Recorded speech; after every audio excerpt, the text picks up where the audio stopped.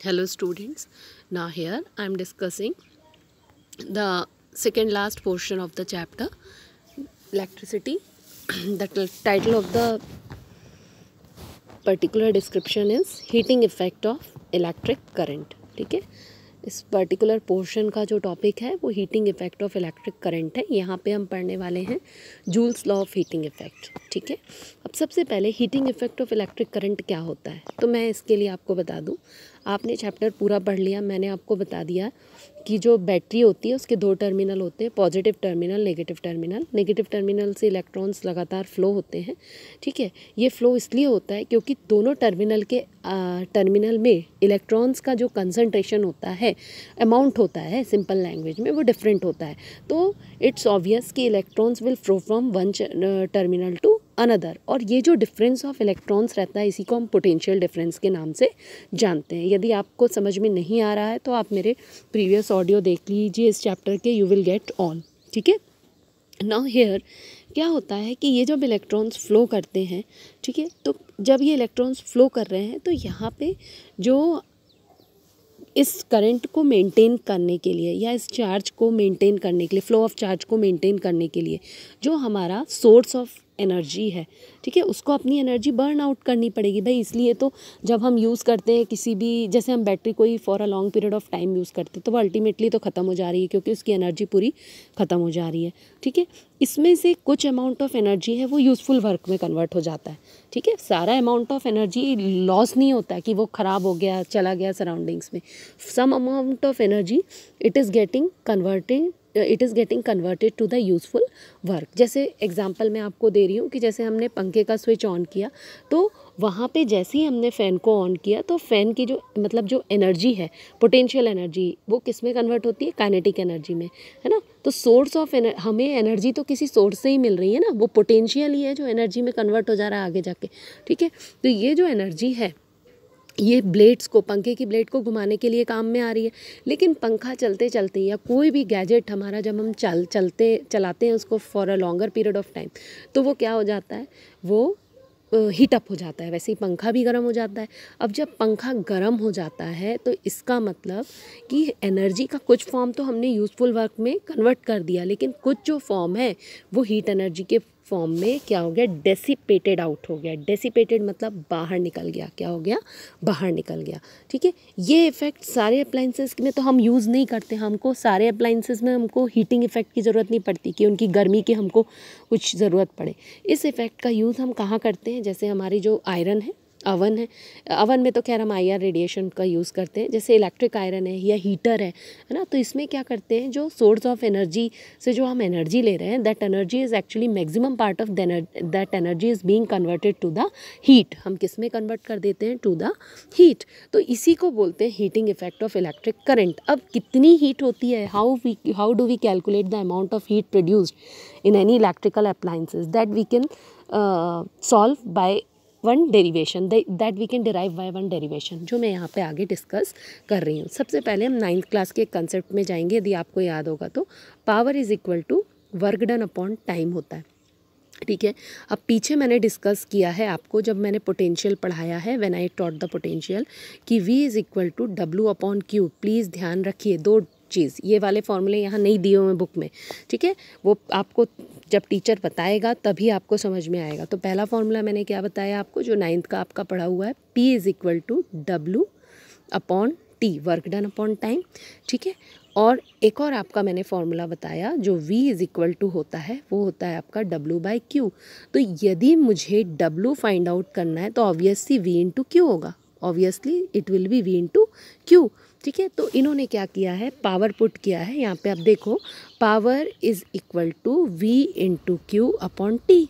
ठीक है, is equal to V into I, is equal to V into I, क्योंकि जो Q अपॉन T होता है ना, जो Q अपॉन T होता है, charge per unit time, that is called as current, that is called as current. फिर से डिस्कस करते हैं, मैं पूरा लिख रही हूँ।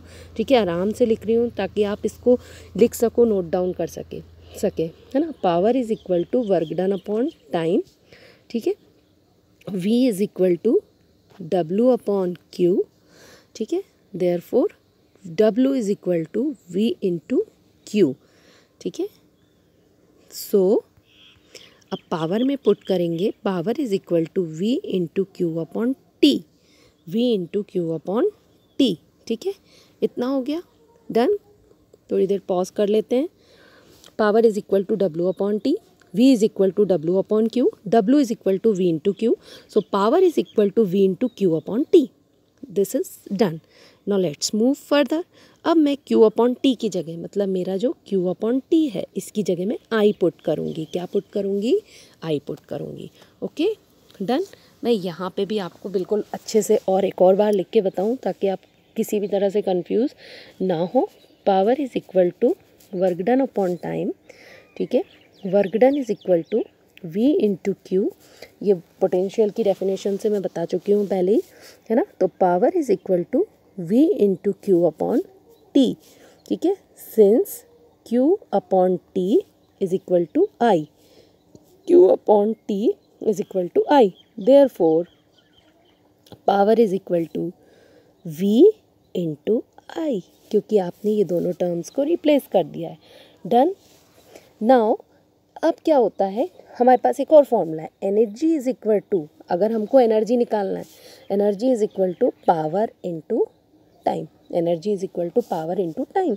तो एनर्जी का फॉर्मूला हम निकाल रहे हैं। अब ये कौन सी एनर्जी की बात कर रहे हैं? हीट एनर्जी की बात कर रहे हैं, है ना। Because maximum amount of energy that is actually the system is getting is being converted to electrical heat energy.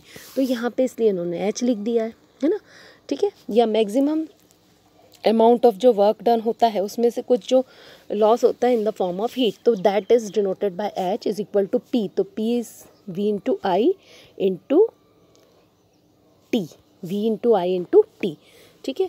अब आप V की जगह क्या लिख सकते हो ओम्स लॉ से? IR लिख सकते हो, और एक और I है ही आपके पास, और T है।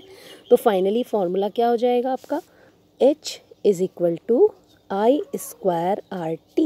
ये जो पर्टिकुलर इक्वेशन मैंने डिराइव की है इसको बोलते हैं Joule's law of heating effect. What do we call it as? Joule's law of heating effect. इन्होंने यहाँ पे इसको डिराइव कर दिया है, ठीक है। अब यहाँ पे आप देख लो, ये लाइन आपके लिए इम्पॉर्टेंट है। और the energy supplied to the circuit by the source in time is P into T. ये भी मैंने बता चुकी हूँ, ये एनर्जी का फॉर्मूला है, ठीक है। That is V into I into T.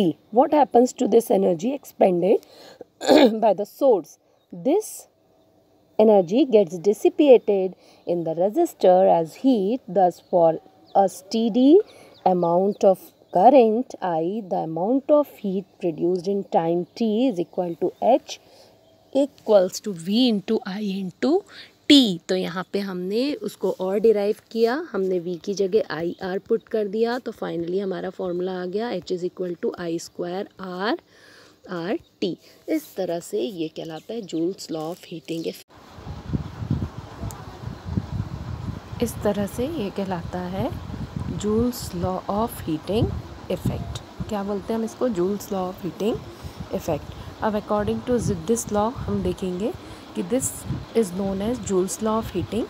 The लॉ implies that heat produced in a resistor is directly proportional to square of current for a given resistance. Second, directly proportional to resistance for the given current. And third one, it is directly proportional to time for which the current flows through the resistor. ठीक है। In practical situations, when an electric appliance is connected to a known voltage source, equation 12.21, that is statement या equation for Joule's law of heating, this one, ठीक है, is used after calculating the current through it using the relation I is equal to V upon R। ठीक है, मतलब किसी भी across any resistor या for any electrical appliance you can actually calculate the heat produced, ठीक है, by using this particular relationship.